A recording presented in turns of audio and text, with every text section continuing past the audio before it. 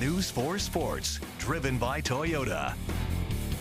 The St. Louis Blues on a 3-game win streak, looking to nab their 4th at home tonight against the New York Islanders. But tonight, some pretty tough news for the Note. A moment of silence was held before this evening's game for 11-year-old Ari Dugan. Hashtag Spread Ari's Light was up on the scoreboard. The team announced this morning Ari passed away after a long battle with cancer. And you may remember the 11-year-old joined the Blues on an unforgettable road trip back in March, creating a special bond with Vladimir Tarasenko. And the Blues said, at the request of Ari's family, please do something nice for someone else today.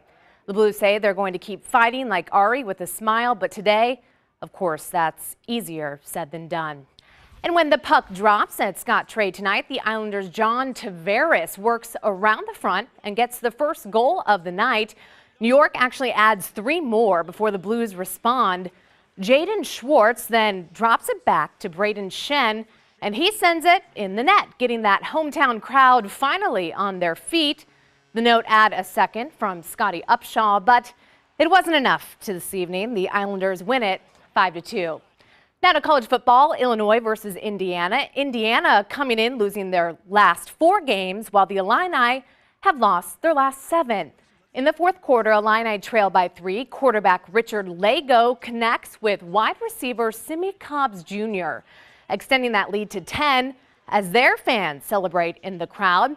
Illinois with the chance to fight back, but that steam, well, it soon blows out after quarterback Jeff George Jr. first fumbles and then follows that up throwing 2 interceptions. And that'll be the bookend to this game in Champaign. Hoosiers win this one 24-14.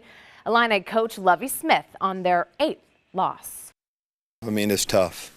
It's not like the guys aren't trying, playing hard, doing their best. We're not right there. We're not a good football team right now. It's kind of simple as that.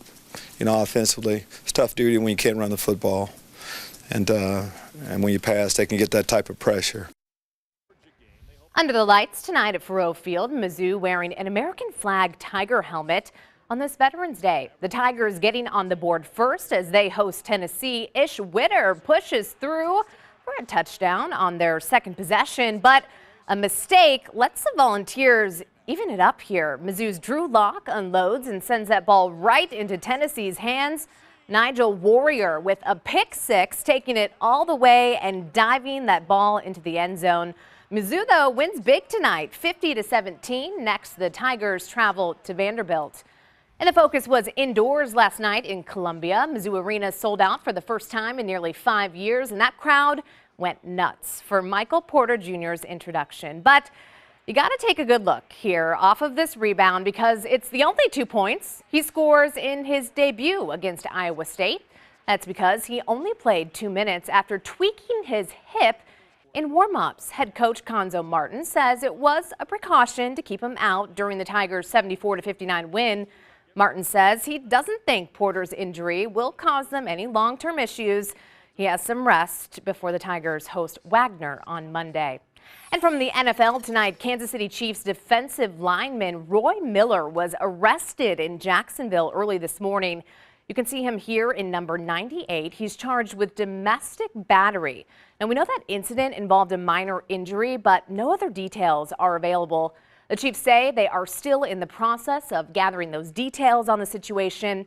The Chiefs have a bye week. They next visit the New York Giants on November 19th. And there's much more ahead on News 4 at 10 o'clock tonight. If you speed in one small Missouri town, you will pay big. Until now, a local prosecutor is changing his ways after a News 4 investigation.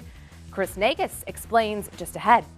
Plus a deal for veterans this weekend, how one local animal shelter is making it easier for vets and their families to adopt a new pet.